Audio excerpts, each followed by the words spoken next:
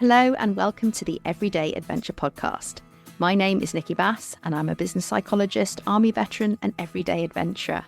I will be sharing my conversations with some truly incredible guests who are weaving adventure into their daily lives. And I really hope these conversations inspire you to undertake your own everyday adventures too.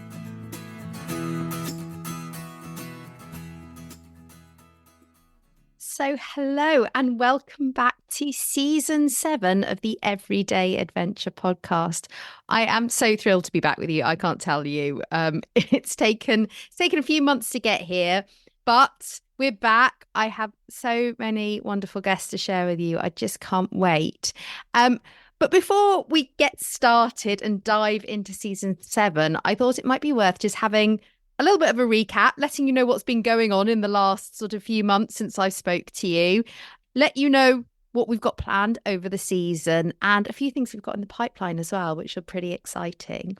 So what's been happening? Well, if you're a keen follower of the podcast, you'll know that we were lucky enough to do a crossover event. So we joined forces with the International Women's Day Sea Swimming event led by the wonderful Nikki Chisholm. And our aim and her aim was to get 500 women to join her on International Women's Day in the water in Brighton. And in order to do that, what we did was we ran a mini series, 6 episodes, speaking to some of the wonderful women involved in the project. And so thrilled to tell you that they absolutely smashed their target. 500 women, the most incredible event. The photos are just absolutely brilliant if you want to check it out. And I know Nikki has some even bigger plans for next year. So if you're into sea swimming or just want to be inspired by these sort of incredible adventurous women, please do check out the episodes and please do follow Nikki as well. Pink Nikki blog is where you can find her and you can keep in touch with the details of next year's event as well. What else has been happening? So for me personally, I managed to bust my finger playing netball and bust my calf whilst kickboxing. So I decided that clearly I needed to rein myself in and stop volunteering for new activities. But I'm really thrilled to say that thanks to some lovely work with physios and PTs and people, I am back in one piece for now. I've managed to get back on my surfboard, which has been amazing, with a brilliant local new group here called Sisters of Stoke, who arrange meetups for women on the South Coast in the Bournemouth area.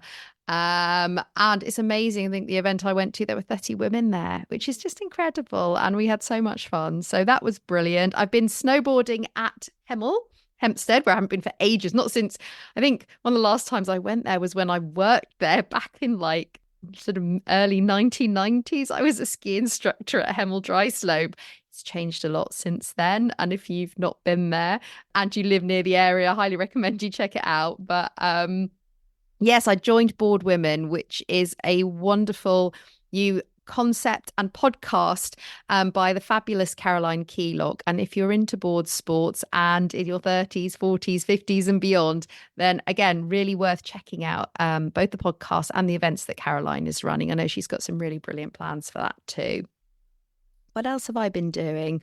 I managed to get back on my snowboard as well, out to actual mountains. So I went out and saw a friend out in Chamonix just for a few days. And the reason I'm telling you this was because I'd got to a place where we're having an extension done. And I just thought, actually, we can't afford to go away on a ski trip this year up to the mountains. And I was feeling pretty down about it, to be honest, because having missed a couple of seasons due to COVID, it just, I sort of made a commitment. I really wanted to, get back to mountains as much as I can. And I know in the great scheme of things, that is not something to complain about. And I recognize how privileged I am even to have that thought in my head. But it's something that those of you who've sort of followed my work or who know me have known for a while, that snowboarding has been such a huge part of my life since my early 20s and skiing before that actually it felt like a big loss. But I managed to sneak away for a few days out to Chamonix to see a wonderful friend who I met during my very first season back in Maribel in 1993. And we had such a wonderful catch up, and I had a few days just hurtling around the mountains, and it was just wonderful. And so I'm feeling pretty grateful at the moment, the fact I have managed to get some adventures in and to do the things I loved over the last few months, despite the injuries and despite the fact that actually in lots of ways it was a fairly hard winter. I know it's been a pretty tough winter for a lot of people out there. Yes, I just wanted to share that sometimes, sometimes when things can go right, we can celebrate them too, or when we manage to make something happen that really means something to us as well. So, what's in the pipeline for season 7 then? Well, clearly, I'm going to be sharing some more wonderful stories with you. I have some amazing guests and a real variety of guests, hopefully, that you'll see this season, that we're covering all sorts of topics and they touch on all sorts of different things that really interest me. We're going to go right back to the roots of this podcast and the idea of everyday adventures. So we're going to be covering activities from swimming to cycling to weightlifting to goodness, surfing, snowboarding, skateboarding, as always, and a whole range of other activities and adventures in between. But yeah, so a huge amount of variety to share with you over the next few weeks. The aim of this season is that we're going to be running from now and probably finishing towards the end of July when the school holidays hit. So that's a bit of pressure on me to get those episodes out there to you as well, and that you can enjoy them. And I think just to give you a few ideas of some of the wider projects I have in the pipeline too. So I'm also going to be going back to, I suppose, the roots of my business, which I formed in 2017. And I used to run these retreats, workshops, combining adventure and resilience. And I'm going to be launching that here in Bournemouth. So if you're interested in surfing and you're interested in finding out a little bit more about how our mindset works and how we can shore up our own resilience and support ourselves in our busy lives, then please, keep your eyes posted and I'll be sharing some more details of that with you very soon. I'm teaming up with really fabulous surf coach and surf school here in Bournemouth. So it's very, very exciting. And I'll be doing this alongside my corporate team building work. I've got some really exciting offsites happening, some team building, which is what I love doing, and also some executive coaching. And I'm also opening up a few slots for some coaching for you too. So if you're sitting there thinking, actually, I'm really keen to get started on my own adventure and I'm not really sure when to start, please do reach out and get in touch, because I'm really looking forward to being able to help you out with that too. Right, so on to business. That's a little bit about where we've been and where we are and where we're going. But as some of you will know, over the course, particularly over the last season, I started to run a few solo episodes as well. And the idea of these solo episodes are really to give you a little bit more of an insight into some of the psychology around everyday adventures and why they are important, why they matter, to think about concepts like resilience that we talk about, but what that actually means, to think about stepping out of our comfort zone and what we mean by that. And so I thought I would kickstart this season with another solo episode to get you back in the mood for everyday adventures. And just to cover one of those topics, one of the conversations I think I have most frequently about adventures and taking time for yourself is typically around finding time. It's the thing that it's the excuse I use the most.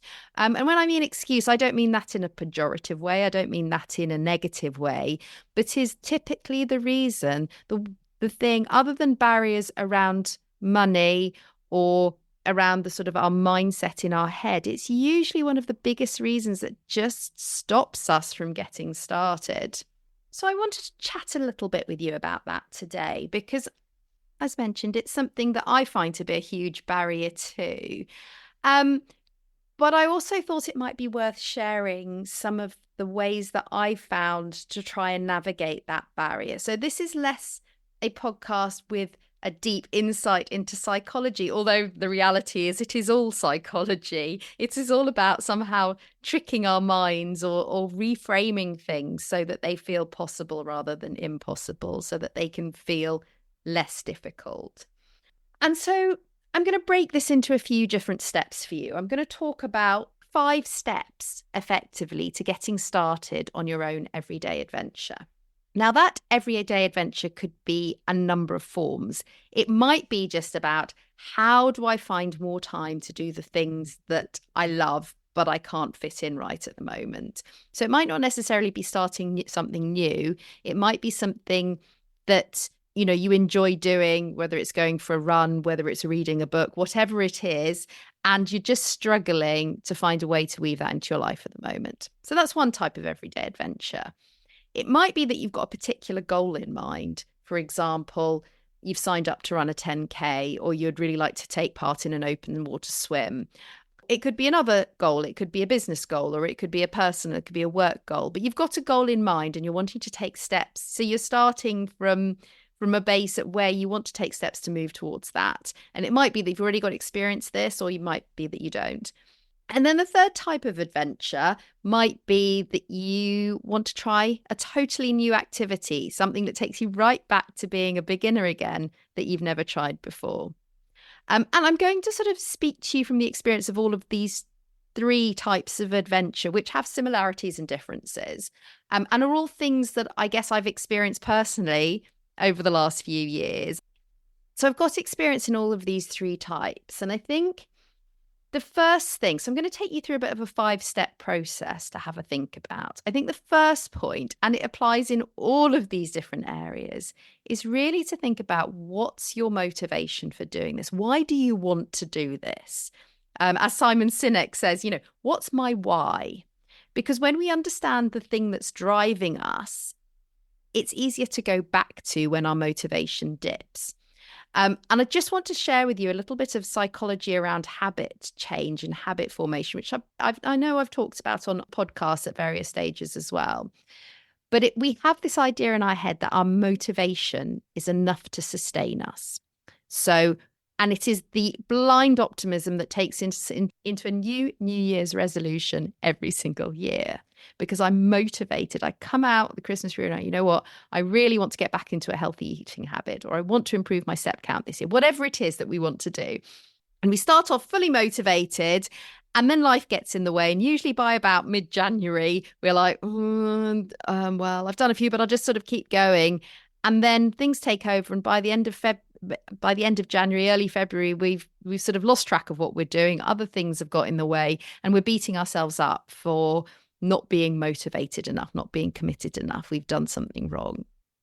The problem is, forming new habits doesn't work like that. It's not just about our own willpower, and then chastising ourselves for not having enough willpower. Now, willpower obviously is a great kickstart. It's the thing that gets us over the line in the first place. But our habits, the things that we normally show up doing, are stronger than the power of our motivation. So unless we can get to a point where our new habit has overridden our old habit, it's really hard. So how do we get to that point? Well, there are a whole range of tools and techniques we can use to help with that habit formation. So that can be about the support of others, that, if we commit to meeting others, often that can be enough to get us out of bed and off to the new thing. It can be, that we're raising money for charity, and then that's also the thing that keeps us going when our motivation is dipping. But the reality is the motivation dipping is not about us not being committed enough. It's that's a normal thing to happen, because actually it's hard work, and because we've got many other pulls on our time, and because for some reason usually our old habit serves us too. Yeah, so it's pretty strong going back there, going, you know what, I want to keep going as I was doing, and I really value that extra 5 minutes in bed, or you know what, I really prefer eating crisps, or whatever it is. Yeah. So the reason we go back to your why is because actually that's a pretty strong motivation too. It's thinking, what is the reason that I'm seeking this change? And the change can be change in my evening routine. For example, I've signed up to this club, and now, I have to have dinner at 9 instead of 6 or something like that. It can be really small changes, but we need to have a motivation for this change. And we need to think about really what it is that's connecting with that purpose. Why do we want to do it at all?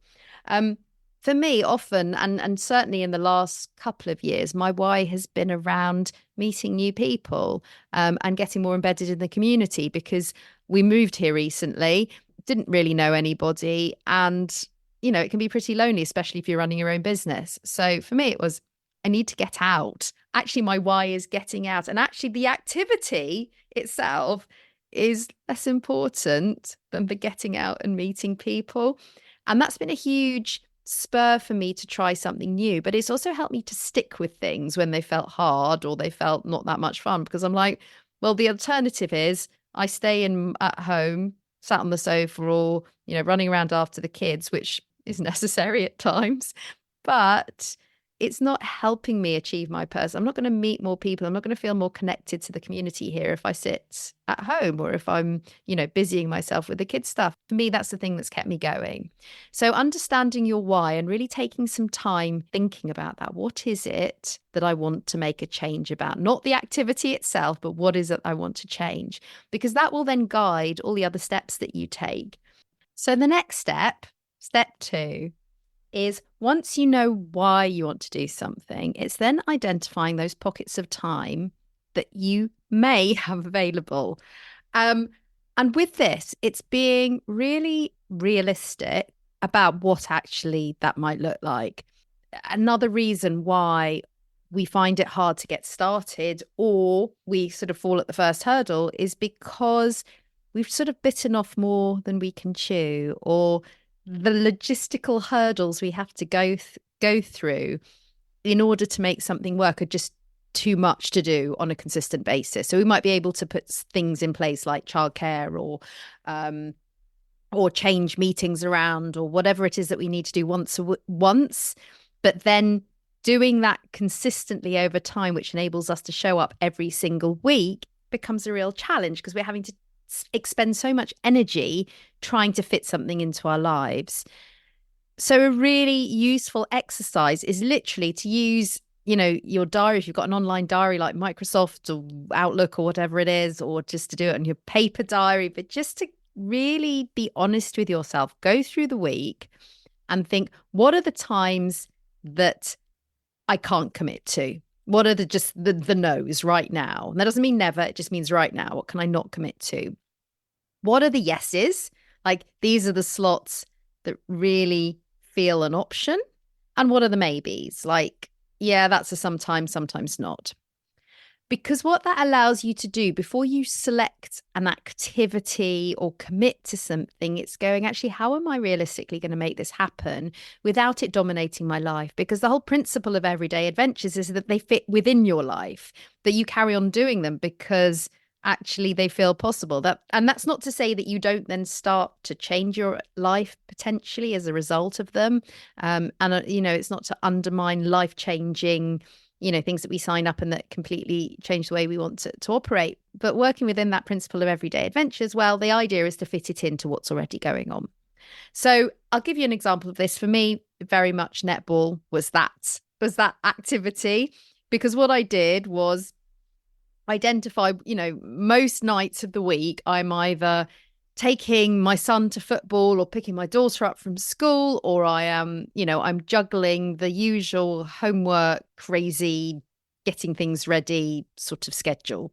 Yeah. And usually trying to catch up on some work in between. It's all a bit of a mess, if I'm honest. But typically I am taxiing someone somewhere. And when I'm there, I'm fixed there for a certain amount of time due to the distance, or actually the amount of time I've got in between, if I was to head off somewhere, makes it difficult to do activities that sort of don't fit in with a certain time slot. But with netball, when I first moved to Bournemouth, I saw, and it just happened to pop up on Facebook. Actually, there's a netball league that happens on a Sunday evening, and they were inviting new players, and I was like, oh, Sunday evening, I can do Sunday evening. There's lots of things I could be doing on a Sunday evening. Most of them I absolutely hate, and they involve school uniform and shouting with kids to do their homework, and generally feeling grumpy about trying to get ready for the week ahead and feeling exhausted. So I was like, actually, I think I could do Sunday evening. That feels possible. So as a rule, I have found that the things I have stuck with have been the things that haven't taken all of my energy to try to make work. There are some things that I will put more in energy into to make work, but they tend to be more one-off events than they will be something that's consistent. And that an example might be the weekend I did in Chamonix skiing. That was a lot of work logistically. That was, the things that got missed as a result of me doing it. It was worth doing it for that one-off. Could I do that every weekend? No. Could I do that once a month? Probably not. But working out what it is, how much time it will take, and what time you have available to you is really important, because those are the times that you can then start to protect and go, actually, that 1 hour on a Sunday evening, that's my time. I will now say to my kids, if my husband's away and I want to go, I'm afraid you're going to have to come to the netball match with me. And they might kick and scream and say, no, I'd rather be watching, I'd rather be on PlayStation, whatever it is. But I say to them, I spend most of my week taking you around and doing all the activities you love, and I'm very happy to do that. But I think you can do this for me 1 hour on a Sunday evening. It's not too much to ask. And do you know what? They generally lean in. I still get some pushback, but I think setting those boundaries for ourselves can be really critical. So the third point then is, once you've worked out the time that works for you, is then you can think about, what is it that I want to do? I mean, one of the things that often stops us getting started is there's so much choice. I could spend every hour of every day, if I wasn't working and having to deal with family and all the rest of it, I'm doing some form of club or sport or activity or other. There's so many things out there, and it's super exciting because there's so many options, but it can also feel overwhelming. So my advice here is, think about what you enjoy, because if it's something you enjoy, you're probably going to stick with it, or at least you'll move more barriers to stick with it, rather than it's something you feel you should be doing. Just to give you an example, it might be that, you've seen lots of posts about people who've taken up running and find it brilliant and find there's a great community with it. And you think, yeah, that's something I can fit in, and it would be good to do, and I'll get some exercise, and, that will work for me. But actually, if you go out for a run, you just think, this really isn't something that lights me up. This is not something that's going to bring me joy on a regular basis. If you're struggling with the time for yourself, then you really want to pick something that gives you some form of joy within it. Now, that doesn't mean you always have to be ecstatic doing it. I do weight training on a Friday morning. If I'm honest, I find weight training very boring and I do not enjoy it. And there are 100 other things I'd rather do. But the weight training helps me not to get injured doing all the other stuff that I like. So there's my reason for doing it. I will show up because I know it makes a difference, not because it's my most fabulous thing, but because it allows me to do things that are my most fabulous thing. So there may be a reason that you're doing it because it helps you do something else. But at some level, you must be getting something out of it that feeds you, because otherwise, there are so many other things you could be doing, and there's no one template that suits every single person. If you're going to dread it every time and you're not getting something from it, doesn't matter. It doesn't mean there's something wrong with you and you have to keep persevering. Knowing when to stop and choose something else because you want to genuinely show up for it will make a massive difference. So that's number 3. Number 4, start small. And I know this is something I've banged on about, and plenty of my other guests have mentioned it as their one piece of advice. But it really does work, and it works on 2 levels. It makes it feel achievable for yourself if you start with the smallest thing. It helps cut through all of those barriers, because actually, if I can just go for a walk down the street, if what I want to do, if my everyday adventure is getting to spend more time outdoors, and actually what I can commit to is taking a 5-minute break from my desk and going and standing on my front doorstep and taking 5 inhales of fresh air, then that feels possible. Whereas if I was to say to you, right, now you've got to go on a 2-hour hike every week, you might be lovely. I'd love to go on a 2-hour hike, but I can't commit to that regularly, so I'm just not going to start. So starting at the smallest possible place, and I often say start at the place where your excuses start to sound really stupid, because that's what works for me. I'll be like, I can't go for a run because I haven't got the right socks to wear, and I'm like, okay, probably could get a pair of socks. If that's my barrier, that's probably surmountable. Or I can't get more exercise because I've got to sit at my desk. Can you take 2 minutes to stand up? Probably do that. So start at the place where your excuses start to seem really silly and you'd probably laugh at somebody else when they gave them to you. And then and then just commit to doing that. Because what it also allows you to do is fail and it not to have too much of a consequence. So if you don't stand up for 2 minutes or step outside your front door and take a few deep breaths, then actually you could probably do it tomorrow, diarise it tomorrow and commit tomorrow, and you won't have lost anything. The reality is that the small steps do accumulate over time, even if they don't grow. And there's a bit of a narrative around start small because it'll grow to something else. It doesn't need to grow to anything else. Actually, if you committed to standing on your front doorstep and taking 5 deep breaths every single day for a year, and that's all you did, that will still have a significant impact on your well-being. It still accumulates. It still becomes a practice. And if it's a practice you can maintain and sustain, then it's of far greater benefit than signing for that one-off 10K that you never then pick up your trainers again afterwards because it was just too much effort to do. So start small. That's my number 4 step. And if you want to sign up for a new activity, commit to 1 session. Rather than thinking, our brains tend to go into that, this is the thing that'll change my life. Take the pressure off it. It's just a thing I'm going to do today and see if I like it or not. And you never know, that might unlock something for you. And if not, well, you've done one thing and you can go on and try another. So my final point 5, we've done some practical steps. I'm going to take you in a way back to the first step. And biggest barrier to us giving the time to taking on an everyday adventure, whatever it looks like, is the fact that we don't prioritize that time. And we may not prioritize that time for all sorts of different, very important, useful reasons. It's not to minimize why we don't prioritize time for ourselves. I know how hard it is. And I know that the other things are often of quite pressing urgency, whether that's deadlines at work, whether it's helping kids. There are all sorts of reasons why our own time doesn't get the priority it needs. And it goes back in a way to that why. Why do I need time for myself? Because often we can feel like it's selfish.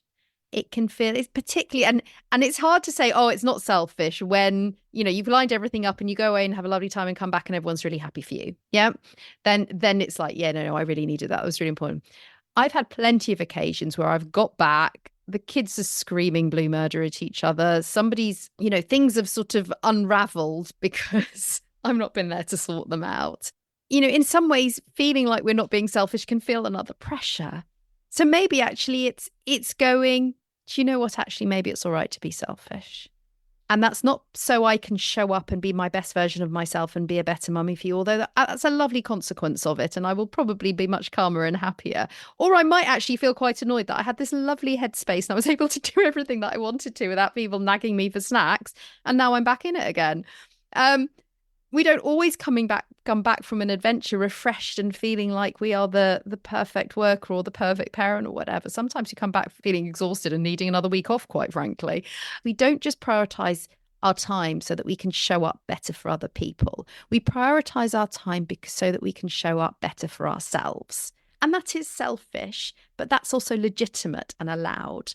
Because when we don't do that, we find ourselves running on empty. We find ourselves burnt out. We find ourselves overwhelmed. It impacts on our physical health and it impacts on our mental health. Being selfish and being able to prioritize, even if it's 10 minutes or half an hour or whatever it is that we can take for our own everyday adventure, is really fundamental to how we show up for ourselves as much as anything. So for this 5th step, if you haven't done so already, I would really encourage you to reflect on the narrative in your head around taking time to do something for yourself. If we can find a way to sit alongside those narratives and go, right now, I need to do this for myself. And that's okay because it allows me to feel like me and I matter. I matter as a whole human being, not just in service to other people. Then that can sometimes unlock that how do I prioritize myself amongst all those other needs? Anyway, I'm going to leave it here for this week. Like I said, next episode, I promise I'll be coming back to you with an interview, with a conversation with a really lovely guest. So you've got that to look forward to. In the meantime, I'd love to know what you think.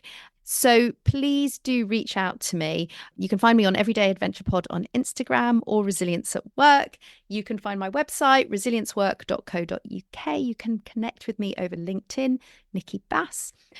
Or please leave a review. If you've enjoyed this episode or if you enjoyed any of the previous episodes, I'd love you could leave a review on your favorite platform because it really does help other people to find the podcast and hopefully get some of the benefits and hear some of those conversations too. Thank you so much for your time. I really appreciate it. And I will be back very shortly with another episode to share with you. So have a wonderful week and I'll speak to you soon. Take care. Bye.